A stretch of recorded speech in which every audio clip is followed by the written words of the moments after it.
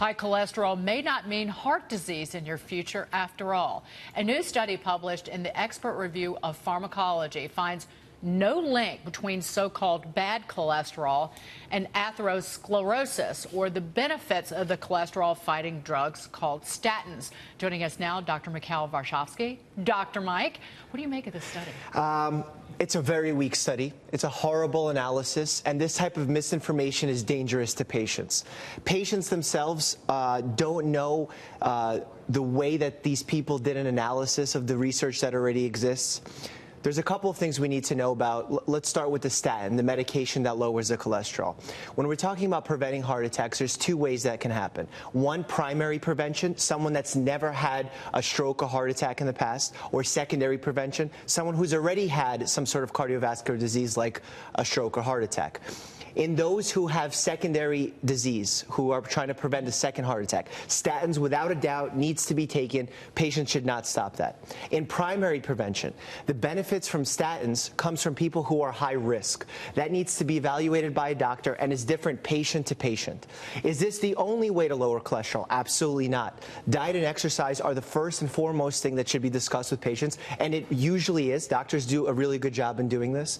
We need to do it more. We need to take behavioral modifications into serious consideration before starting a statin medication.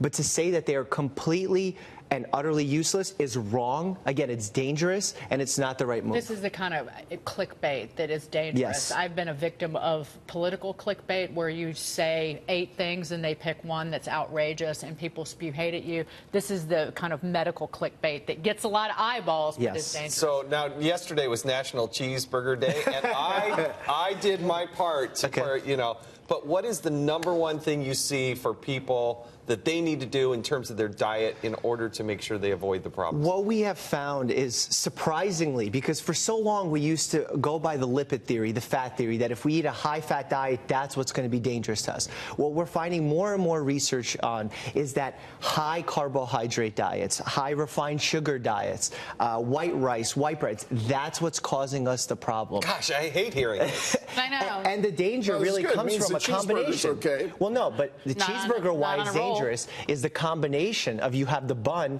plus the high fat of the burger and the cheese. I got 2 buns. I got one below and one on top. See? So that's really the danger of the combination of the two.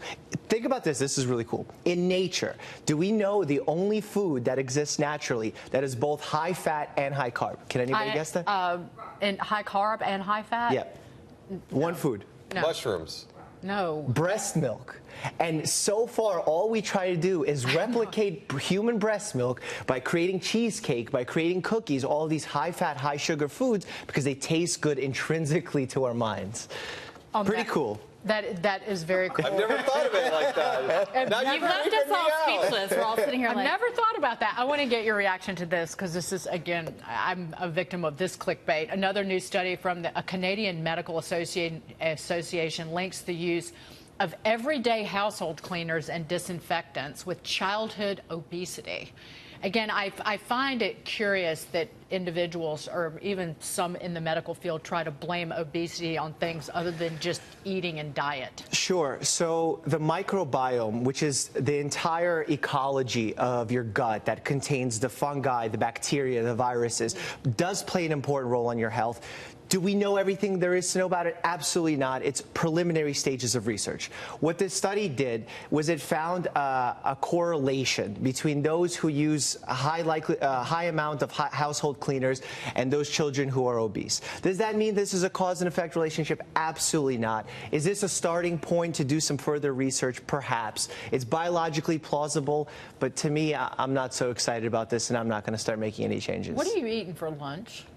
In general? Yeah. I focus on a plant-based, whole grain diet. I don't shy away from meats. I think meats are a great way to get your protein in. But I do think as a society we're overeating red meats, and we should probably cut down. Sometimes you're a fun sponge. I've gotten that before from my patients. Dr. May, I'm just kidding. We love having you here. Thank you so always. much. Dr. Mikhail Varshavski.